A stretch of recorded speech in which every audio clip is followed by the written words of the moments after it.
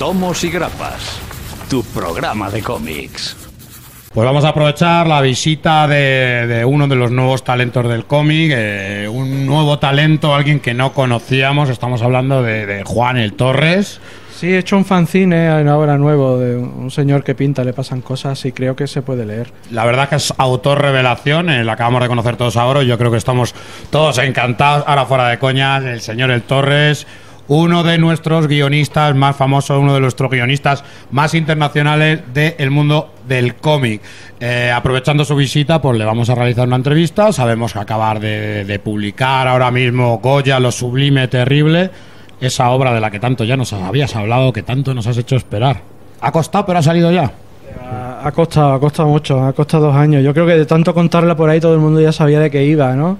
No, es que es Goya y le pasan movidas raras y tal, pero ha costado mucho porque al final cuando acaba uno empezando una novela gráfica de este tipo, sabe cómo empieza pero no sabe hasta dónde le va a llegar. Sí sabía cómo iba a terminar, pero no sabía los personajes secundarios lo que iban a hacer, porque los cabrones estos cobran vida y te dicen lo que tienes que hacer y por dónde tienes que ir. Cobran vida como las pinturas de Goya. Joder, no me asustes. Pero total, que al final han sido 2 añitos parando, obviamente, no eran 2 años todos los días trabajando en Goya, que han salido más cosas por medio, pero y haciendo sufrir mucho a Fran Galán, porque el pobre tiene el cielo ganado, ¿eh? Sí que lo tiene, la verdad, y el trabajo que ha hecho es maravilloso, pero decías tú que ya se sabía todo el mundo de qué iba a ir el cómic. Vamos a hablar para oyentes que no saben de qué va el cómic.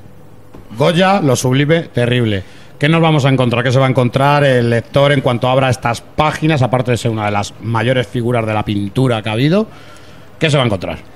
Cuando empezamos con el TVO, ahí había una cosa muy clara, y es que yo no sé escribir biografía. La biografía en cómic es una cosa que puede llegar a ser muy aburrida si no se hace bien. Entonces, como tengo ese miedo de no hacerlo bien, decidí pillar por el tema del terror. Aparte es que Goya y terror siempre han ido de la mano. Cuando te acercas al Prado, ves las pinturas negras, como me pasó a mí cuando era crío, te quedas siempre pasmado. Y no buscas significados sociopolíticos al tema. Sencillamente te sientes impactado por la fuerza que tienen las imágenes. Unas imágenes que son inquietantes, que te hacen contar historias. Y bueno, ¿y esta bruja? ¿Y esto por qué está ahí? ¿Quién es esta figura? No necesitas un trasfondo detrás para disfrutar de ese tipo de obra. Así que estaba muy claro que iba a ser una historieta de terror y que Goya iba a ser el protagonista. La gracia ha sido escribirlo que esté dentro del tema de la biografía. Es decir, puedes seguir la biografía perfectamente de Goya a partir de un determinado periodo. Nos vamos a acercar o intentar acercarnos un poco a como dicen en mi tierra, la paranoia del pavo, pero que al mismo tiempo los datos biográficos que se ofrecen sean lo más verídicos posible. No solo los datos biográficos, sino encima ya volviéndonos locos en cuanto a investigación de que la casaca que lleva en la recepción de la duquesa sea una casaca de verdad, o que el carruaje que por lo visto tenía Goya era de una forma diferente al que tenían los demás porque se gastó un pastizal enorme. O sea que yo creo que lo bonito que puede ser es que pueda hacer que alguna gente que no le interese la biografía se interese. Sí, yo creo que al final es eso, que has tirado a lo tuyo. Obviamente tenías que meter terror, esto es esa parte oscura. Y lo que más me ha gustado a mí es eso, que has cogido un fragmento de la obra del autor que creo muy importante, muy interesante, el momento este que está más perturbado con la enfermedad y todo eso, para contarnos en verdad luego toda la trayectoria del personaje, porque vemos cómo trabaja con la corte, la relación con la duquesa de Alba, vemos un montón de cosas en tan solo una pequeña parte de su vida, ¿no? Sin tener que contarnos pues desde que nació hasta que cómo fue a la escuela, ¿no? Yo creo que es lo chulo, ¿no? Es la manera. Es que si hiciéramos una biografía, no sé cuántos tomos necesitaríamos para narrarla en cómic. Y lo interesante que tiene el lenguaje del TVO es precisamente lo que lo hace genial, la clausura. Lo que va de viñeta en viñeta también lo haces de capítulo en capítulo, de retazo en retazo, y es el propio lector el que lo rellena. Si yo coloco a Goya en la corte y luego ya lo coloco en las pinturas negras, tú sabes que ha habido algo ahí que se ha separado. Luego mencionas a Godoy y mencionas todo el tema de... Con solo mencionarlo es el lector el que va rellenando los huecos y no tienes por qué saberte la biografía entera, tú ya sabes que ha pasado algo ahí. Además, Goya, uno de los pintores, hablamos uno de los mejores pintores, uno de los más representativos de la pintura española. Y tú ya tenías claro que tenía que ser él, porque siempre ha estado con esa aura de misterio, siempre ha estado entre la locura y lo sobrenatural, siempre ha estado con ese tema oscuro. Con sus últimos años ya se volvió que incluso se habló de los medicamentos que tomaba, que fueron los que incluso le perturbaron muchísimo más aún la mente. Bueno, es que hay muchas teorías al respecto. Una teoría es que tenía sífilis y precisamente era mercurio lo que se tomaba. Mercurio lo que se tomaba, y el mercurio te hace tener unas alucinaciones que son un flipe. No lo he probado porque ya está, lo han quitado de la farmacia, pero la gente solía tener, pero no hace falta incluso irse a un motivo médico. Que si una gente decía, bueno, pues que él cuando se quedó sordo tuvo el arranque ese tan grave en Sevilla, que lo llevaron a Cádiz, que cuando comienza el tebeo, la gente busca la explicación. Bueno, pues entonces con las alucinaciones que él tenía, a partir de entonces su pintura dio un cambio. Puede ser que hubiera alucinaciones, puede ser que no lo hubiera, puede ser que simplemente retratara de una forma caricaturesca y al mismo tiempo, dentro de la corriente de lo terrible que existía en aquel entonces, intentara plasmar la realidad que le rodeaba. Pero ¿por qué buscar la realidad de algo que nunca vamos a saber cómo fue?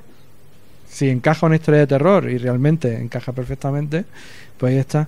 Y a mí es que Goya siempre me llama muchísimo. Es que me ha hecho gracia ahora recordar, por ejemplo, las brujas de Westwood.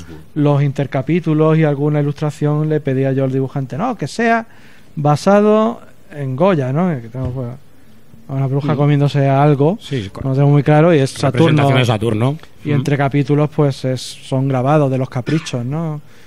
Con un toque moderno. Siempre ha estado ahí. Sí, además la figura de Goya, yo creo que en el tema de la locura ha sido muy representado, no solo por ti, ya creo que el resto de autores, incluso sobre todo la de Saturno, yo creo que es una de las mayores representaciones que hay de Goya en todo el cómic, ¿eh? Y hay una que a todo el mundo, que lo ha hablado con dibujantes y demás, que le cautivó mucho, es el perro semihundido, que a todo el mundo le flipa porque es... Yo creo que a la gente del cómic nos llama mucha atención porque es una viñeta, realmente, ¿no? Y tienes una historia ahí, tienes una imagen muy potente. Aparte que el perro hundido, hace poquito Colo también hacía referencia en Animal, o sea que también, que yo creo que es una cosa que también es uno de los cuadros que más perturba. Pero lo que dices tú, sorprende mucho ir al Prado, ver todos sus trabajos de corte, tanto retrato, todo eso, bajar a esa planta donde tenemos todos esos cuadros tan oscuros, ¿no? Y encontrarte con una cosa tan oscura. Yo creo que al final explotáis lo más interesante, yo creo, porque al final esos eran trabajos que eran lo que le dan de comer, ¿no? Y esto era una cosa que le dio él por hacer en un momento que le afectó, ¿no? Pero lo curioso de Goya, esta gente, yo no sé cómo le daba tiempo a esta gente a vivir tanto. O sea, viajaban todo el rato de arriba a abajo, hacían todo en carrozas, ¿sabes? Tenían que pararse a dormir en venta. Eran como los de Juego de Tronos, que no sabes cuándo... Y tal, pero luego cogían y llegaban a los sitios y ven la obra que tienen y la biografía que tienen detrás, y es abrumadora. O sea, a la hora de... El desafío más grande de escribirlo, de dibujarlo no lo sé, porque Fran todavía escucho sus lamentos por la noche, pero el desafío de escribirlo era recortar. Porque, hostia, es que no voy a contar esto porque me va a parar la acción, pero es que como no saque a Godoy, mal vamos. Es que no puedo sacar, tengo que sacar la escena de los fusilamientos. No voy a sacar esto en Madrid.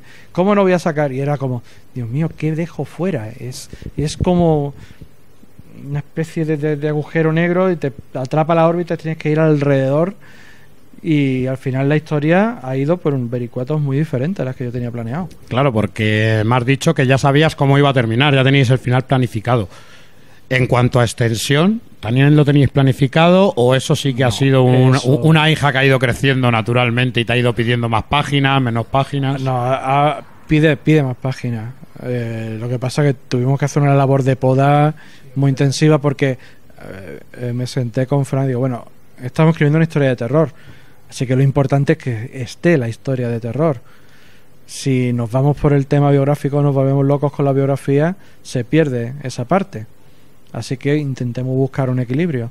Y al final pues fuimos quitando páginas y nos quedamos con la extensión con la que tiene, que yo creo que es la suya para contar lo que queríamos contar. Yo creo que es una cosa que falla muchas veces cuando queremos contar algo histórico, que en verdad estamos contando una historia.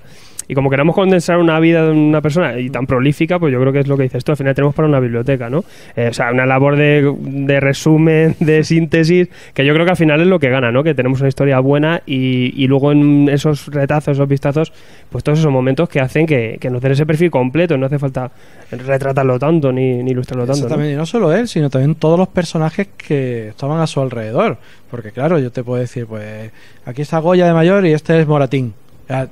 Y la gente, ¿quién es Moratín? Pues hostia, hay que explicar quién es Leandro Moratín, por qué estaba en Burdeos, por qué estaba aquí, porque te vuelves loco, ¿no? Claro, que eso ya son clases de historia, claro. Exactamente. A los que faltamos al colegio esos días. Es mucho mejor coger y decir, ¿cómo te llamas? Menganes. Y si te interesa la vida y la obra de Menganes, que sepa que estuvo en ese momento y que luego ya lo puedes investigar tú si quieres.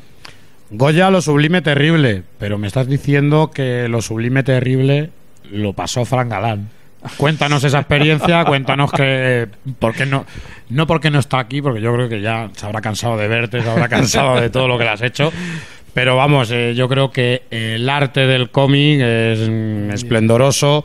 Una de las cosas que tenía Goya es que sabe retratar muy bien las cosas con 4 gestos, con 4 rostros. Y yo creo que Fran Galán, yo creo que le habrá sido muy difícil, pero es que realmente las caras reflejan todo, reflejan al personaje en sí. Antes de que le escuches hablar o que leas el bocadillo, se le ve muy bien en el rostro ya lo que se quiere captar y la función que va a tener dentro de la obra. Sí, aparte que al ver las viñetas, yo ya recortaba texto, porque lo que yo describía en un diálogo, vengo de aquí que vengo pesadumbrado, vengo pesadumbrado y vengo de aquí, ya lo eliminaba porque le daba esa calidad a los rostros y que dice, ya lo está contando él, fuera. Entonces, de ahí hemos quitado mucho.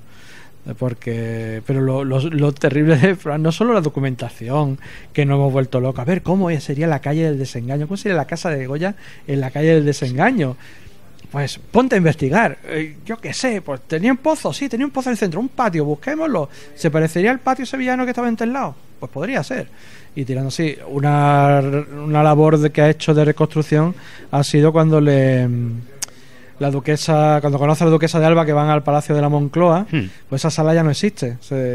Colocamos ese frontal porque es conocido, para que la gente sepa que es el Palacio de la Moncloa, pero resulta que la sala en la cual recibían a la gente para esas fiestas no existe ya. Así que ha sido buscar grabados antiguos, buscar decoraciones que estaban en la época, cosas muy así.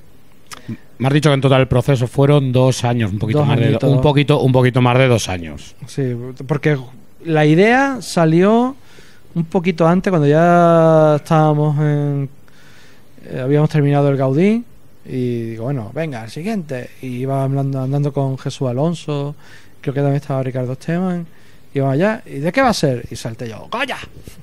Así, ¡Goya! Y dijo Jesús, ¡me voy! a mí no me pilla otra vez. Hablé con él, le hice una entrevista y algo de eso me contó, algo me contó. Y tal. Y bueno, conseguí convencer a Fran. Y hay una cosa que a mí me encanta del trabajo de Fran, porque es un tebeo que salta muchísimo en el tiempo y el espacio. Vamos para adelante, vamos para atrás. Y claro, ¿cómo lo hacemos en el cómic? Podemos usar el recurso típico del cartelito de Valencia, año no sé qué, no sé en cuánto. Eso para mí siempre es como una especie de, como los pies de página de los libros. Sí. O sea, los pies de página de los libros es una cosa que yo detesto profundamente, porque desde que me leí Moby Dick en una edición de cátedra, creo, y ponía llamado Ismael, ¿no? Y luego uno, todo, bla, bla, bla, bla, todo era una nota a pie de página. Pues me pasa lo mismo que con los carteles, como un coitus interruptus. ¿Qué? ¿Cómo? ¿Qué han cambiado? Si lo puedes contar con la luz, si los personajes los ves y son distintos, si está dentro de la narrativa de lo que estás contando en ese incluso momento. Con la edad, con el tema de la edad. Con la edad no me hace falta decir han pasado 2, 3 años y tal. El lector lo ve, el lector se da cuenta. Para eso sí que necesitas un narrador como Fran para que te lo haga bien y que no te haga falta ese detalle escrito, ¿no? Yo creo que ahí está la gran labor de él. No solo sí, eso, el uso de la luz y del color que hace, porque claro, teníamos algo muy claro. La paleta de colores del TVO tiene que ser la paleta de colores de las pinturas negras, porque todo rota alrededor de esa escena. ¿Qué es lo que pasa? Claro, dice, bueno, pero es que si lo mandamos a Valencia, la luz tiene que ser distinta, tiene que ser una luz valenciana. Si lo mandamos a la escena de la guerra, no vamos a poner tienen que ser esos colores de guerra de noche, ¿no? Así que Tienes todo muy ocre. Todo un tono muy siempre, muy atardecer, Muy todo que lo atardecer. hace como muy, muy siniestro, incluso muy melancólico. sí, hay 2 o 3 escenas donde le metemos mucha luz. Y hay una escena que a mí particularmente estoy muy contento de ella, que es cuando están Goya y la duquesa de Alba en San Lucas de Barrameda, con el famoso cuadro, no sé si lo sabéis, del retrato de la duquesa de Alba, de luto, que está señalando en el suelo, y en la arena está escrito solo Goya, ¿eh? Entonces buscamos una explicación de por qué esa firma tan curiosa, y es una escena que me gusta mucho porque es una escena que tiene muchísima luz. Sí, bueno, y luego eso, luces de interior, luces de exterior. Digo que aquí la labor de Fran es... Vamos, yo creo que lo hubiera podido dar el guión una servilleta y lo hubiera hecho igual de bien. Y ya tiene que ser todo un experto en arquitectura y decoración también, claro. Sí. No, lo siguiente que me ha dicho es, por favor, tiempo moderno, estoy ya harto de investigar. O algo que busquemos, que haya fotografías y grabaciones, porque si no va a ser un poco live locura. ahí, guapo, Sí, y- sí, algo con gente deprimida en una habitación, que no se salgan de ahí, porque si no, no veas. Hablábamos de eso, el color, sobre todo, le da un toque. ¿Fuiste muy exigente tú con él? Le corregiste mucho porque tú siempre dices que les das mucho la tabarra. Luego yo hablo con ellos y me dicen que no es para tanto. No sé si es para que luego no les regañes tú, pero me han dicho que luego no es para tanto. Le corregiste mucho, le hiciste cambiar muchas cosas. Muy O tú para eso no eres. casi nada. Algún detallín o algo. Todo lo contrario. Era Fran el que pedía más caña. El que decía, oye, vamos a... O sea, a meter un poco más, ¿no? Entonces lo terrible que pasó él es porque Sí, le gusta. le gusta el rollo. Pero había escenas muy complicadas porque decía, oye, vamos a resumir un poco, vamos a hacer una escena. Por ejemplo, esta que él está caminando con la mujer y se van a encontrar con la duquesa y dije, vamos a usar toda su etapa de tapices para recrear esta escena porque ocurre en la calle. Entonces, claro, pues vete a la feria de San Isidro, el tapiz de la mujer del parasol, todo eso está ahí, pero obviamente está trastocado para que entre dentro de la narrativa, ¿no? de la historia. Pero claro, ponte a investigar, a recrear, que hay un cuadro recreado y cambiado, ¿no? Porque obviamente no podíamos usar, ni quería usar yo ninguna obra de Goya per se. Todo tenía que estar transformado por el tapiz del cómic, si no estamos haciendo ahí una fullería muy grande. Es más, no he querido ni siquiera dentro del artículo del final, donde ya se comenta por proceso narrativo, el artículo de Alejandro Romero y tal, y me dijo, bueno, como haz una comparativa, y dije, no, es que como pongas a Goya de verdad ahí, es tan grande que se va a comer lo que haya al lado, así que mejor dejemos, esta es su esfera y esto es aparte. Que vayan al Prado y que lo vean. Que vayan al Prado y aparte que- por la tarde gratis. Y que flipen en colores allí. Siendo Goya, siendo un autor tan importante, ¿se te ha tenido a lo mejor más consideración o estás recibiendo más entrevistas? ¿Estás recibiendo más atención con esta obra que a lo mejor con otras que hayamos tenido? Ejemplo, lo que pasó un poco con Gaudí. Sí, a ver, llama la atención a la gente que no suele leer cómic. Porque claro, usas un nombre como Goya, como Gaudí, la de Galdós que estoy haciendo ahora. Pero cuenta, sí, es mi trilogía GGG, no me preguntéis qué otra significación tiene. Te ríes demasiado, ¿eh? Pero el tema es cuando usas un nombre tan potente para contar una historia y una biografía tan conocida, llama la atención precisamente a la gente que no suele leer cómic, que se sorprenden porque creen que es una novela mucho y lo cogen, no, pero es un cómic. Oye, está dibujado. Está dibujado. Ay, pero aquí sale sangre.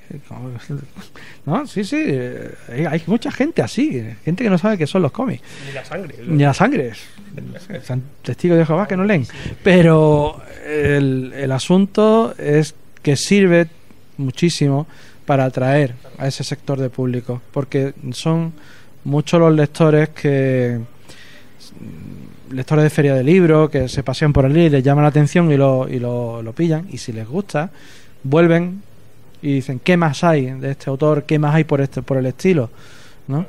Entonces a mí una cosa que me gusta mucho, eso lo descubrí aquí en la Feria del Libro de Madrid, ¿no? que me lo comenta mucho Natalia de Divo, es decir, ahí tenemos mucha gente que no son lectores de cómics, son lectores del Torre. Y eso me encanta. Eso me, y eso bien porque les acabará llevando a Nan sin gel. Y entonces, claro, ahí era lo bueno, por fin. Y a camisa de fuerza y a bribones, que es lo que a mí lo que me mola es hacer bribones. Pero lo que dices tú, esto al final acerca al público de fuera un poquito a esto, porque al final damos un poco de cultura. Y luego también nosotros lo recargamos mucho para escuelas y colegios, va genial también para meter a Goya de una forma muchísimo más entrañable que un libro de texto así seco y que no diga nada, ¿no? Esto yo creo que es el poder de la ficción. O sea, con los tebeos nosotros hemos aprendido un mogollón de cosas. No solo nos ha servido para perder el tiempo y para no saber ligar, pero nos sirven para aprender muchísimo sobre muchísimas materias, porque cuando el guionista es bueno y no hace un invent cojonudo ahí de grande, o cuando se salta las cosas, sabe precisamente qué es lo que se está saltando, sirve para aprender. Y más cuando estamos hablando de que, por ejemplo, hay mucho cómic de personaje histórico, pero también sabemos que hay mucho de personaje histórico que se atraganta o se hace duro. Aquí estás dando algo medio ficcionado, que ya está el trabajo del profesor de separar la verdad de la realidad de la ficción, pero que con ese interés que tiene esa ficción puede hacer entrar al chaval joven. Claro, es que cuando... por ejemplo, con el fantasma de Gaudí ya me han contado gente que hace la ruta del asesino. Y eso, quieras que no, es muy divertido, ¿no? Vamos a ver si está la sala donde... Mientras sea solo la ruta... La ruta solo. Pero es el que la ficción te ayude a conocer a un personaje, que hagas que investigue más sobre él, que separes luego ficción de realidad, acabas sabiendo muchísimo y acabas teniendo un bagaje de cultura muy interesante. Y nos nombrabas a Pérez Galdós. Me imagino que todavía es un proyecto, has empezado ya. ¿Qué puedes contar? Pues dentro de lo que puedas contar. Está ambientado en Madrid, ¿vale? Porque a Goya sí lo ubico con tu estilo. A Pérez Galdós me cuesta. Que soy muy galdosiano desde siempre. Me cuesta. O sea, yo antes de empezar Gaudí, Goya y tal, yo siempre quería hacer una cosa de Pérez Galdós. Sí, merecerlo lo merece. Pero lo que pasa es que me da más respeto que Goya y Gaudí, precisamente porque él usa las mismas armas que yo, la palabra. Bien. Y el donde llega él, o sea, si él está aquí, yo estoy por ahí en el suelo arrastrado, no puedes acercarte. Y todo lo que haga, todas las palabras que pongan en su boca van a sonar como una burda imitación. ¿Sabes? Entonces, es lo que la historia sí la tengo muy clara, sé por dónde va a ir el asunto, pero me da miedo dialogar a Galdós. Me da miedo dialogarlo. O sea, con el resto de personajes no hay ningún problema. Pero cuando aparece, bueno, empieza todo con un Benito Pérez Galdós ya anciano, casi ciego. Hay muchos personajes que ninguno está extraído en ninguna novela. No hago un recorrido similar al de Goya. Y aparte tengo un arma muy buena, que son su propia biografía medio inventada, ¿no? De memoria de un desmemoriado. Y lo tremendo que tiene Galdós es eso, me da mucho respeto. En esa primera escena, que abra la boca y aparezca un bocadillo y diga algo que suene falso. Entonces me lo voy a tomar con mucha tranquilidad. O sea, no lo esperéis el año que viene ni el otro, no lo esperéis para esa fecha. Lo mismo me pica las musas y sale antes de lo debido, pero no es porque tenga problema con la historia. Esta vez la tengo muy clara, la tengo muy definida. Ese Madrid de principio del siglo XX, y a ver, no va a tener tampoco un enfoque sobrenatural porque no le pega. Claro, ahí es donde veía yo. No le pega, no le pega, no. Que le posee algo. Aunque hay una historia de Galdós que se llama La Sombra, que pasa muy desapercibida y que tiene unos tintes pre-Jekyll y Hyde que son muy, muy potentes. O sea que tampoco es... Incluso ahora estoy releyendo Misericordia y hay una escena en la que el ciego Almudena cuenta cómo tú tenías una visión de un rey del inframundo y está contando una historia al estilo de Las Mil y una Noches. Es acojonante, ¿no? Es una brutalidad. O sea que lo fantástico no está del todo desligado de Galdós, pero aún así no le pega meter una cosa sobrenatural, no le pega Galdós cazavampiros. Valle Inclán Cazavampiros sí. Que ya Raúl y yo nos pusimos a hacer el ganso y Valle Inclán Cazavampiros yo lo veo. Yo compro eso, yo lo veo. te Ese juro. señor Yo lo haría con Aznar. con las barbas blancas, lo Gandalf y tal, tío, por favor, eso está tremendo. High level. ¿Y ya tienes tu lista de condenados? ¿Ya hay algún condenado a partir contigo en el barco de Galdós? Sí. Ya hay alguien, vamos a ver si me aguanta la primera tanda de página, pero además tiene muchas ganas y es un dibujante tremendo. Había pensado, digo, bueno, se lo puedo proponer a Jesús, se lo puedo proponer a Frank, pero bueno, es mejor que sea otro dibujante diferente, y así siempre es un dibujante que tiene mejor suerte que los guionistas, porque quieras que no, Frank ha recibido ya ofertas de editoriales francesas muy importantes, Jesús también, así que al menos una alegría ver que haya los conseguido. Jesús, aparte que está haciendo la animación de la nueva de Spider-Man, me ha contado mogollón de spoiler. Hablando de él también, felicitarte por esa nominación a Leiner, ¿no? Que Gaudí les ha llegado a los americanos y oye... Sí, yo creía que mi carrera de Leiner iba a ser diferente, ¿no? Que alguna vez, por fin, alguien se daría cuenta que sé escribir cosas chulis de terror y saldría en Estados Unidos, le llamaría la atención con cualquier cosa. Resulta que ha sido con el fantasma de Gaudí, así Pues que bueno, mira qué bien. puede ser que gane, puede ser que no gane, pero vamos, la nominación está ahí ya de por sí un Eso que premiaco. te lleva, claro que sí. Es ya una mención muy buena. Bueno, y aparte luego en Amigo, supongo que tendrás ahí de todo, nos va a llegar de todo, mucha sangre, aquí sí que sí. Vale, Amigo tiene dos vertientes. Una, digo, bueno, voy a escribir unas historias de terror de género puro, que es lo que me gusta también, ¿vale? Entonces, pues, cosas como Camisa de Fuerza, cosas así. Y luego, pues, mi desintoxicación, ¿no? Que son bribones, donde Puedes macarrear. macarreo que da gusto, me lo paso muy bien. Y lo que me encanta es que hay un montón de gente que le mola la broma y vienen conmigo. O sea que no tiene nada que envidiar en cuestiones de público, no tiene nada que envidiar a un Gaudí o a un Goya. Son mucho más entusiastas, se hacen cosplay, eso mola muchísimo. Y luego, pues, también Nancy Hell, que va a Ahí volver te Nancy. iba a preguntar yo, Nathan Hell, ¿cómo va ese proyectillo por ahí? No, ya está el número 1 ya para imprenta la semana que viene de la nueva Pero el proyecto tanda. televisivo ese que teníamos por ahí entre manos... Está por ahí moviéndose. Lo que pasa es que no estoy yo muy contento con el resultado, porque están buscando a la nueva Buffy, y si a Nancy le quitas que fume, que beba y que diga macarrada y que sea una tía absolutamente dominante y borde, me estás dejando un personaje absolutamente vacío. Se le ve el píxel ya. Así que, bueno, todavía como eso sigue estando, va demasiado lento para mi gusto. Yo he preferido escribir una Nancy, que es la que ahora también no soy la misma persona que escribió las primeras Nancy, que era mucho más joven y macarra, venga, y soltarlo todo y tal. Sigue siendo un TVO macarra, pero ya tiene un trasfondo y tiene otra narrativa detrás. Aunque hay cosas que molan mucho. Esta vez el infierno no es ese sitio lleno de monstruos y tal, es una carretera que no va a ningún sitio, y todos los personajes que están allí están en esa carretera que no va a ningún lado, y en el infierno está lo peor de lo peor. O sea que ese es el concepto de la historia. Y yo volviendo a hacerte una pregunta a partir de lo de los premios Eisner, que yo creo que te felicitamos el primer día, incluso Sí, el programa, sí. en cuanto lo vimos, sabes que te tuvimos que felicitar. ¿Crees que ahora, es que me estoy dando cuenta yo un poquillo, está viendo más público al cómic europeo, se está abriendo ese público americano, estadounidense, a obras europeas en general? Hay una caza y captura por parte de editoriales americanas independientes de material europeo. Porque yo, por ejemplo, lo he visto contigo, lo he visto también con Paquet de Mierda, de Iglesias, la obra de Ujú. David Rubin, que van para allá también de exactamente, con el cabeza. Beowulf, exactamente. Víctor Santos, su obra Sí. que hace aquí también acaban allí. A ver, no es por tirarnos flores, pero creo que ahora mismo de los mejores creadores de cómics del mundo están en España. Están aquí, no solo metidos dentro de Marvel y DC, sino de los que crean El cómic fuera. en general, El sí. cómic en general.